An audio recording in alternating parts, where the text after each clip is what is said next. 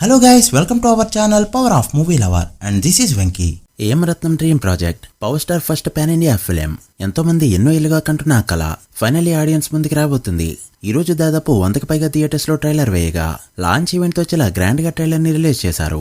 Recent time లో ఏ movie trailer కి ముందు కూడా ఇంత బజ్ అయితే క్రియేట్ కాలేదు.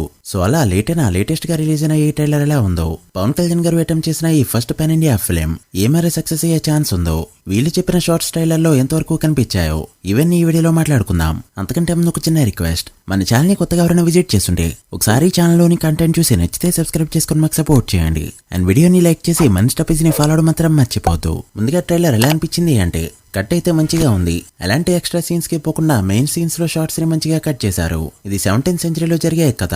ఔరంగజేబ్ లాంటి క్యారెక్టర్ ఉన్నా కూడా ఆ టైంలో సిచ్యువేషన్స్ ని కొన్ని బేస్ చేసుకుంటూ ఒక ఫిక్షనల్ స్టోరీగా రాబోతుంది ఈ arrear Veeramallu film.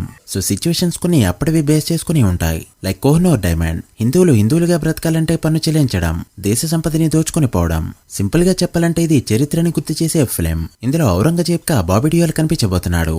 Aurangzeb portion చాలా తక్కువగా ఉంటుందని చాలా మంది అనుకున్నారు. బట్ ట్రైలర్ చూస్తే పవన్ కళ్యాణ్ కంటే కూడా ఈయన షార్ట్స్ ఎక్కువగా కనిపిస్తున్నాయి. ట్రైలర్ స్టార్టింగ్ లోనే జర్నీ ఆఫ్ ధర్మా బిగిన్స్ అని వేశారు. కోహినూర్ దగ్గర పడే పీకే షాట్ ఎక్సలెంట్. మేకల్ని వేటాడే పుల్ని చూసుంటారు, పులిని వేటాడే బెబ్బుల్ని చూస్తారు లాంటి డైలాగ్స్ ట్రైలర్ లో మంచిగానే వర్కౌట్ అయ్యాయి. పీకే లాస్ట్ 3 మూవీస్ డైలాగ్స్ అబ్జర్వ్ చేస్తే పొలిటికల్ డైలాగ్స్ ఎక్కువగా కనిపించడంతో నోటల్ ఆడియన్స్ అండ్ కామన్ ఆడియన్స్ కి సినిమాటిక్ ఎక్స్పీరియన్స్ దెబ్బతింది. బట్ ఇప్పుడు డైలాగ్స్ ని అవసరమైనంత వరకే పెట్టారు.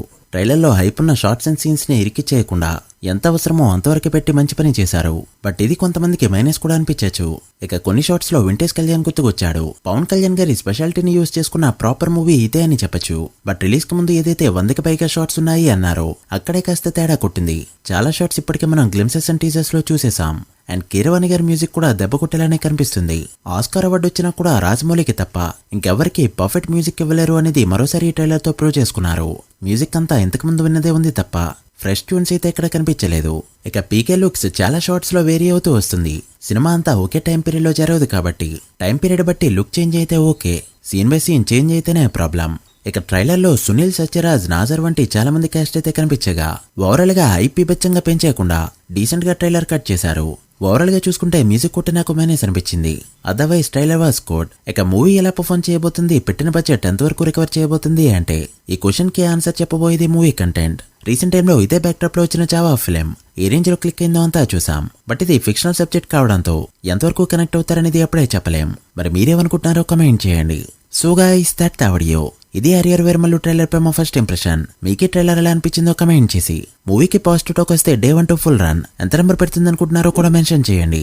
అండ్ వీడియో నచ్చితే లైక్ చేసి మీ ఫ్రెండ్స్ ఫైల్ నెంబర్స్ కి షేర్ చేయండి. మరొక ఇంట్రెస్టింగ్ వీడియోతో మళ్ళీ కలుద్దాం. అప్పటి వరకు signing off, power of movie lover. Thank you.